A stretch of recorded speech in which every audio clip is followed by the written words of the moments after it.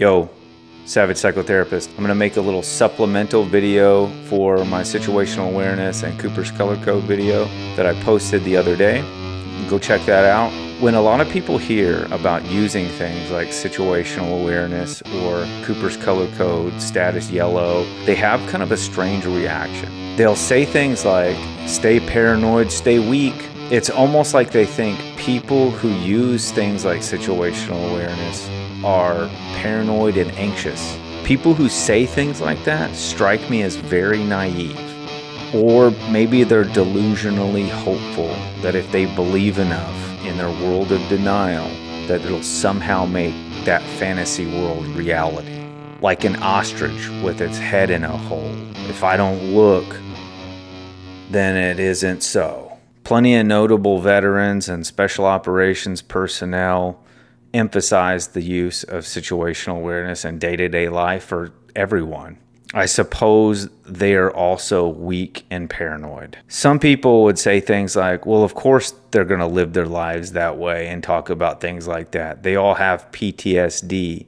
Normal people don't have to scan their environments and see who's coming and going around them and plan contingencies and things like that. Those warriors don't all have PTSD. Not all combat veterans have PTSD. Anyone who believes that is dismissive and misinformed. We're talking about well-adjusted veterans who have experienced how they react in traumatic situations, and they've experienced how they live through traumatic scenarios, and they have shed themselves of a little bit of naivety. They've learned some very important life lessons. They aren't riddled with PTSD. They're trained, confident, and experienced individuals. Maybe people who say things like, stay paranoid, stay weak, also think that if they use something like situational awareness or Cooper's color code statuses, that it somehow robs them of something in life, like they're losing out on something. They're losing out on their chill vibes or their ability to just kind of enjoy life nonchalantly. Maybe their sense of peace, but it seems like they think that they're losing something. When you think about it, whatever it is that they think they're losing, they don't really have anyway, because it's based on denial. Encouraging the practice of situational awareness and Cooper's color code is not at all meant to sow fear or anxiety in people. It can't anyway, because the world is the way that it is, regardless of whether you hear about skills like that from people like me. And if reminding people to use things like situational awareness can make a person anxious, more than likely that person already has a problem with anxiety to begin with. When people hold a stay paranoid, stay weak perspective, in my mind, that person is way more likely to get traumatized by something whenever the shit does hit the fan. And another thing that's true, almost definitely true with those types of individuals, is that they have false confidence. False confidence that has never really been tested in the arena of trauma. Anyone who has faced true trauma or adversity would not hold that kind of a dismissive attitude, because they would see the value in something like situational awareness. If they didn't, I would be very confused about what their psychological makeup might be. The informed are aware of things like statistical probability. They assess situations, they come up with plans. They're not worried about tragedy striking because they have some measure of confidence in their ability to react. They have had some experiences with adversity before, and they know how their body and their mind reacts.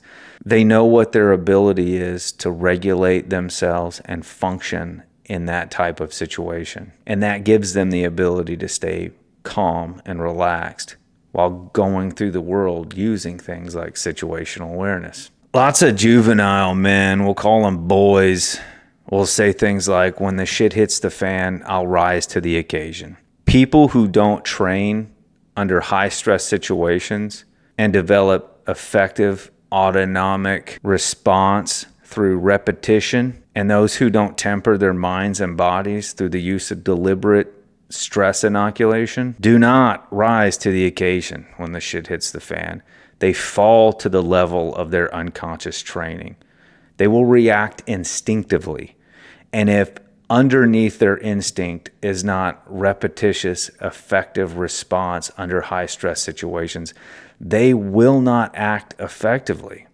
Worse, they might act dangerously. They might act in a way that puts themselves and other people around them in danger, like panic response. Situational awareness and Cooper's Color Code ties in perfectly with a bunch of other trauma preparation skills. It ties in clearly with a mindset of acceptance and premeditatio malorum. You wouldn't think something like situational awareness was all that important if you did live in a world of denial. These skills also tie in well with a person's belief system, which will be covered in another video later. When you see people's trauma reactions play out, unfortunately with dysfunctional and chronic PTSD symptoms, you can identify some ways of thinking that an individual had prior to exposure to trauma that indicate that they would dismiss something like the need for situational awareness. One thing you do in the clinical evaluation of traumatic reactions to things is you do an inventory of what somebody's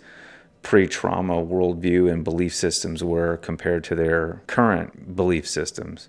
And I've seen where people's pre-trauma belief systems weren't aligned with reality, usually resulted in some kind of a 180-degree turn where they went from nonchalant and carefree and confident to anxious and hypervigilant and distrustful. But if a pre-trauma person can find some kind of a healthy middle ground and practice these mindset changes and these skills, they may be better prepared for trauma when it does strike, because trauma doesn't schedule itself. Trauma doesn't say, hey, next Wednesday, 3 p.m., I'm coming for you. Get ready. In any event, something has to give way. There are no solutions, only trade-offs. You must be willing to stare straight into the face of brutal reality if you want to be a person who prepares themselves to deal with traumatic events. The part of you that lives in any kind of denial has to be removed, which can be very uncomfortable. And I think that's why a lot of people don't want to go there, because they have to give something up. They have to modify their worldview in a way that either makes them uncomfortable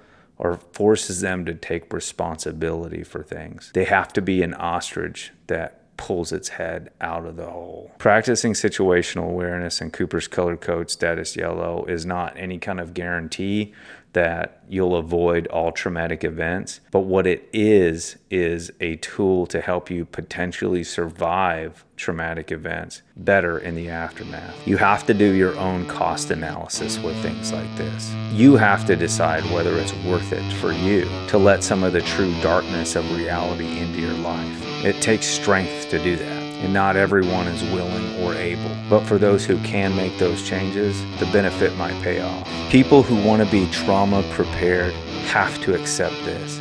If your peace and happiness is contingent upon naivety, then your peace and happiness is artificial. Savage Psychotherapist, out.